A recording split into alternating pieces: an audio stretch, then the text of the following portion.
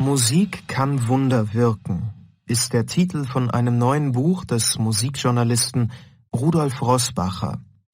Kann sie das wirklich? Darüber sprechen wir heute mit unserem Gast, der Musikforscherin und Professorin Katrin Salomon. Also gleich die Frage an Sie, Frau Salomon. Kann Musik Wunder wirken? Das ist ein bisschen übertrieben, denke ich. So kann man das nicht sagen. Aber Musik beeinflusst die Menschen in ganz verschiedenen Formen. Das kann man mit Sicherheit sagen. Das ist bewiesen. Was kann man denn beweisen?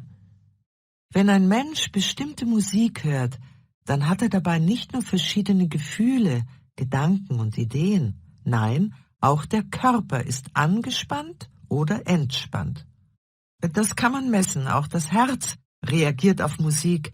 Es schlägt schneller oder langsamer, allein durch das Hören von Musik. Das ist schon länger bekannt. Und auch, dass Schmerzen und Musik zusammenhängen. Meinen Sie damit, dass Musik wehtun kann, zum Beispiel, wenn sie zu laut ist? Da haben Sie schon recht, dass zu laute Musik Schmerzen verursachen kann. Aber ich meine da was anderes. Neue Versuche zeigen, dass Musik das Fühlen von Schmerzen beeinflusst. Einfach gesagt ist es so, dass Menschen, wenn sie Musik hören, weniger an ihre Schmerzen denken und dadurch finden sie ihre Schmerzen nicht so schlimm.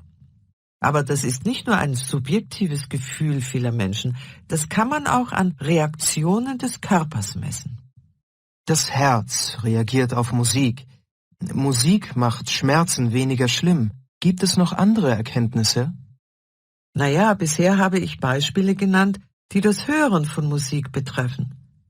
Ich finde eigentlich noch spannender, was passiert, wenn Menschen gemeinsam Musik machen. Wir konnten in einer Studie zeigen, dass es in einer Schulklasse, in der die Schüler regelmäßig mindestens 3-mal pro Woche gemeinsam Musik machen, weniger Probleme gibt. Und wie kommt das? Wenn eine Klasse gemeinsam Musik macht, dann müssen die Schüler miteinander arbeiten. Sie müssen zuhören, wenn ihr Instrument nicht an der Reihe ist, und sie müssen zum richtigen Zeitpunkt wieder mitspielen. Sie spielen mal leise und mal laut, damit das Ergebnis schön ist. Musik klingt nur gut, wenn alle aufeinander Rücksicht nehmen, wenn alle so gut wie möglich ihre Rolle spielen, ob sie nun ein Instrument spielen oder singen. Wenn eine Klasse oft gemeinsam Musik macht, dann gibt es in dieser Klasse schon nach kurzer Zeit ein ruhigeres, ein weniger aggressives Klima unter den Schülern. Es gibt zum Beispiel weniger Mobbing.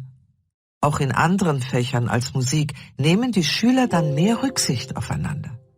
Gemeinsam Musik machen ist also gut für die soziale Entwicklung von Kindern. Ja.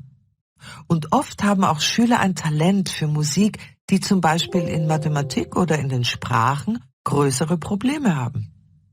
Aber hier sind sie gut. Hier können sie ihr Talent zeigen. Hier tragen sie viel zu einem tollen Ergebnis bei. Das verbessert ihre Position in der Klasse. Und wenn man Musik macht, dann spielt man auch öfter mal vor Publikum. Aber bedeutet das nicht auch Stress für die Schülerinnen und Schüler? Viele sind vor einem Konzert doch nervös. Es stimmt, dass ein Konzert oder eine Aufführung auch Stress verursachen kann. Aber es ist auch ein großes, ein emotionales Erlebnis, das alle teilen. Und das gibt dem gemeinsamen Proben und Lernen ein Ziel, das die Schüler und auch ihre Lehrer motiviert. Ja, das klingt eigentlich logisch.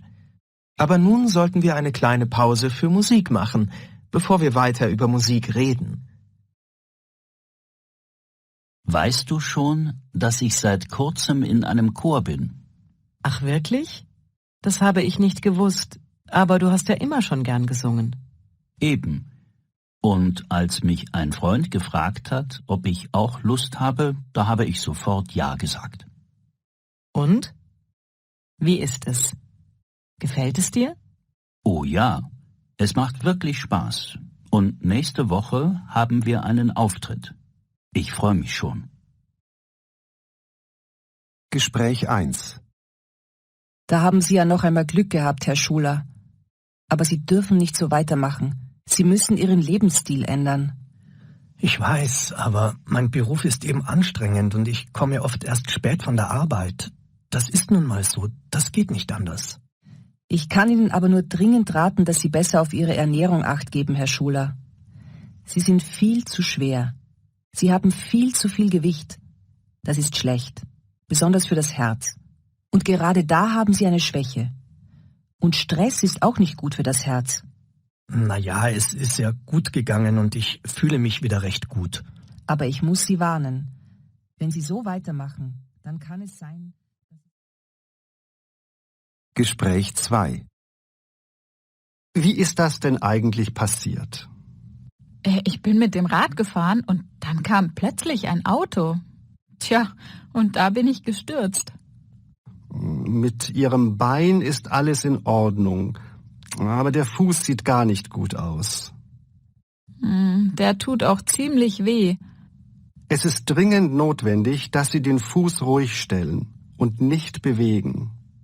Sport ist erst wieder in 8 Wochen möglich. Oh, das ist aber lang. Ja, aber Sie sollten wirklich auch wenig laufen oder spazieren gehen. Der Fuß braucht Ruhe. In Ordnung. Dann